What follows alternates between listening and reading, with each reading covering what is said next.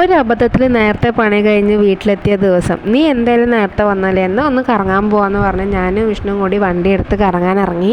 അപ്പോൾ ഞങ്ങൾ കുറേ കടകൾ നോക്കി വെച്ചിട്ടുണ്ടായിരുന്നു റീൽസിൽ. അപ്പോൾ ഏതെങ്കിലും ഒരു കടയിൽ എന്തായാലും ബിരിയാണി എക്സ്പ്ലോർ ചെയ്യണമെന്ന് വിചാരിച്ച് ഞങ്ങൾ 2 കടയിൽ കയറി ഇറങ്ങി. അവിടെ ബിരിയാണി ഉണ്ടായില്ല. ഇതിലൊന്നും തളരാതെ ഞങ്ങൾ 3ാമത്തെ കട തപ്പി ഇറങ്ങിയപ്പോഴാണ് പെട്ടെന്ന് എനിക്ക് ഈ കട ഓർമ്മ വന്നത്. കാരണം ഞങ്ങൾ ഓൾറെഡി ഇവിടെ വന്ന് പോയിട്ടുണ്ടായിരുന്നു. ഞങ്ങൾ വന്ന സമയത്ത് കട അടച്ചൊക്കെയായിരുന്നു.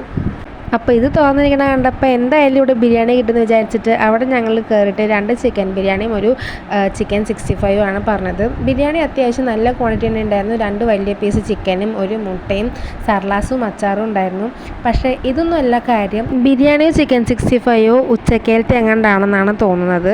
കാരണം ബിരിയാണിയിലത്തെ മസാല നല്ല രീതിക്ക് നാശമായിട്ടുണ്ടായിരുന്നു. ആൻഡ് ആദ്യമായിട്ടാണ് ഒരു കടയിൽ നിന്ന് ചിക്കൻ 65 തണുത്ത് വെറുങ്ങലിച്ചിരിക്കുന്നത് കിട്ടുന്നത്. എല്ലാ കടയിലും അതെങ്കിലും ഫ്രഷ് ആയിരിക്കും, ഇവിടെ അതും ഫ്രഷ് അല്ല. ഞാൻ എൻ്റെ അനുഭവം മാത്രമാണ് പറയുന്നത്. ഞാൻ കണ്ട റീൽസിൽ എല്ലാവർക്കും അവിടുത്തെ ബിരിയാണി നല്ലതായിരുന്നു, പക്ഷെ ഞങ്ങൾക്ക് വളരെ മോശമായിരുന്നു. We never expected this from that കട.